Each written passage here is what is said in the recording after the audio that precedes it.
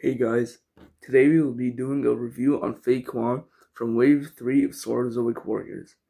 I've had this figure for almost a full year, so this is going to be my honest opinion about him. This is actually my first non-stop motion video and technically also a voice reveal, so let me know if you like this video and feel free to comment on what I can do to make it better. I'll be going through 5 different categories in this review: the looks of the figure, the articulation, the accessories, the character design, and the cons of the figure, because every figure has at least some sort of problem. The first thing I think I should be talking about is how this figure looks. So he's just a green pterodactyl monk guy, which obviously it looks cool. His blue eyes and his tattoos over here, honestly, they make him look so good. Sculpting on him is also amazing. So much detail. You can see the scales perfectly. Also like the cloth over here. So much detail. There's also a gold medallion, which is even just adding to the attention to detail on this figure. And honestly, the sculpt and the paint is just so good in this figure.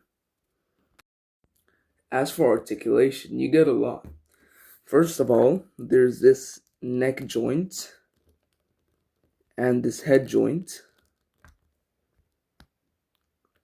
and you also get jaw articulation, so you can make him open his mouth or close his mouth, which is really good.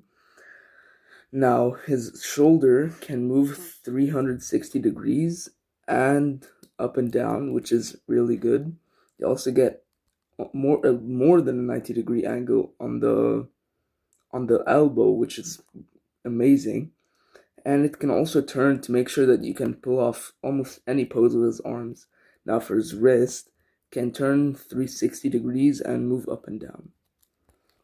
For crunch, it's not that good, but it's still good for a $30 figure. So it can move forward and backward, not much, but still good. Now for his legs, he can move left and right and forward and backward. Now his sort of robe is getting in the way of it, but it's not getting in the way that much. Like it bends a bit over here. And for the knees, can bend a bit less than 90 degrees and can twist. And it has really good ankle rotation and forward and backward in the feet. Okay, now let's look at the accessories. First of all, get this really cool straw hat. You can put it on Fae Kwan's head.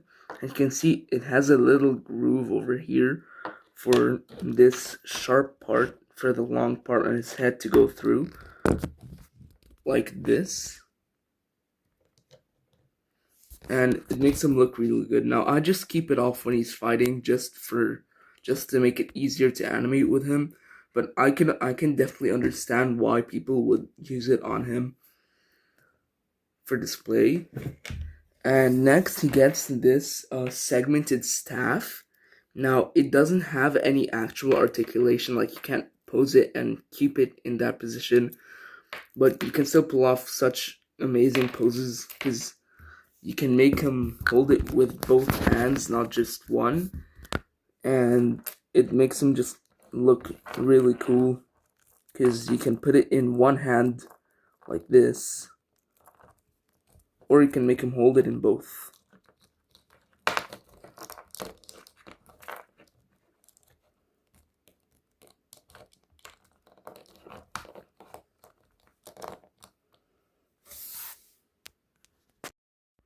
Now you do get 2 more accessories.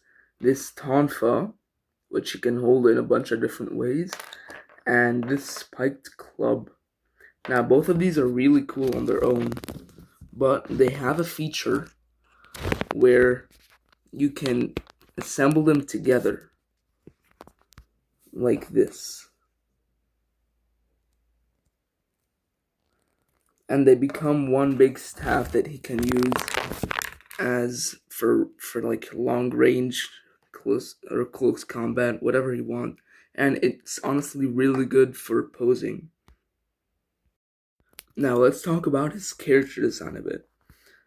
As for character design, he's a warrior monk whose original tribe was pillaged, And since he was the only survivor, he went up a mountain, which acts as a trial for those who cannot fly like him.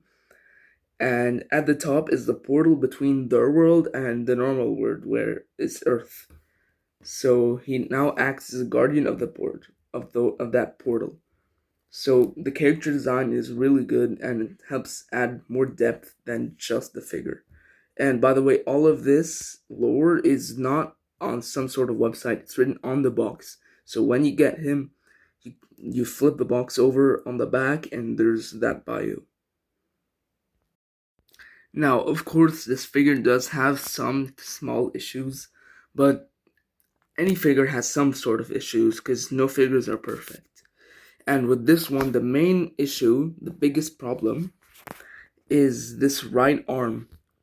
First of all, it pops off so easily because I don't know why it just does that.